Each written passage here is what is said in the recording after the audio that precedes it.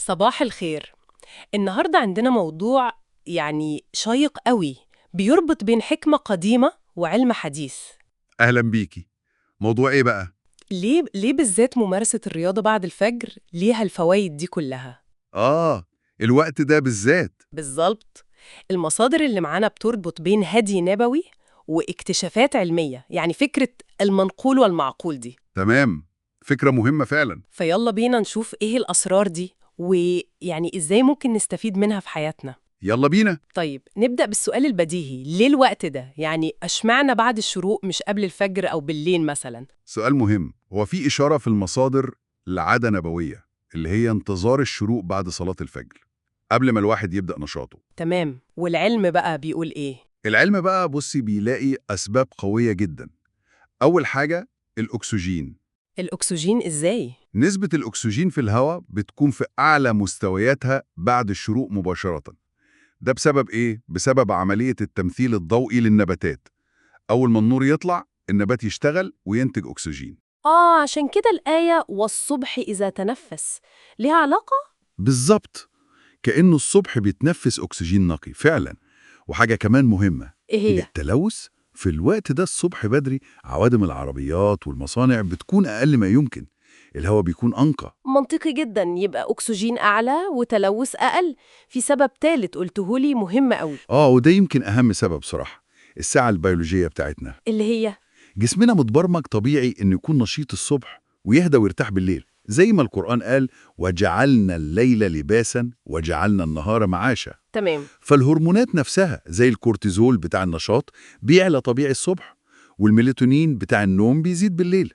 فالرياضة الصبح دي ماشية مع طبيعة الجسم. مش ضدها، يا سلام.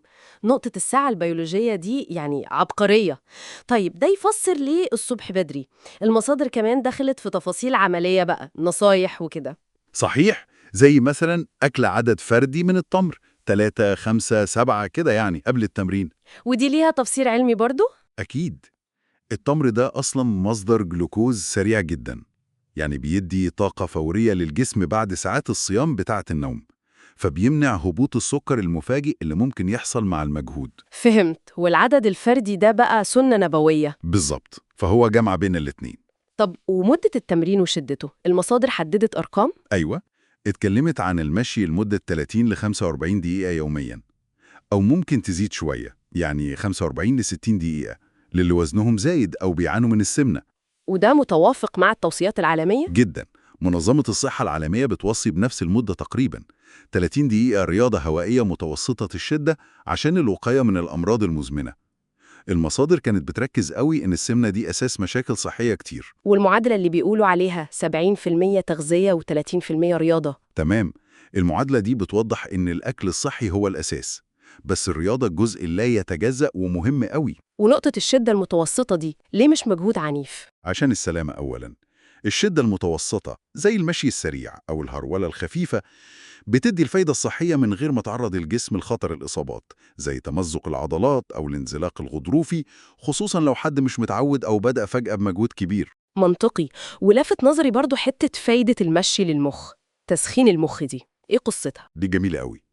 المشي الصبح ده بينشط الدورة الدموية كلها، فلما الدم يتدفق أحسن بيوصل أكسجين وجلوكوز أكتر للمخ. فالمخ يصحصح يعني؟ بالظبط، كأنك بتعملي له إحماء أو تسخين زي ما بنسخن العربية كده قبل ما نتحرك، فبيبدأ اليوم بتركيز أعلى ونشاط ذهني أحسن. يا سلام. والمصادر كمان ذكرت أمثلة من السنة نفسها، يعني الموضوع مش بس نظريات. لا طبعا، في أمثلة عملية كتير. السباق المشهور بين النبي عليه الصلاة والسلام والسيدة عائشة، تشجيعه على الرماية والسباحة وركوب الخيل. والأحاديث المعروفة. أكيد، حديث المؤمن القوي خير وأحب إلى الله من المؤمن الضعيف، وحديث لا سبق إلا في خف أو حافر بتاع السباق الخيل والإبل، كلها بتدل على أهمية القوة البدنية والنشاط. يعني الخلاصة إن في تكامل واضح بين اللي وصلنا من التراث المنقول وبين اللي العلم بيكتشفه المعقول. بالظبط، في تناغم مدهش بين التوجيهات دي والحقائق العلمية بخصوص أهمية الرياضة الصبح للصحة المتكاملة، جسم وعقل.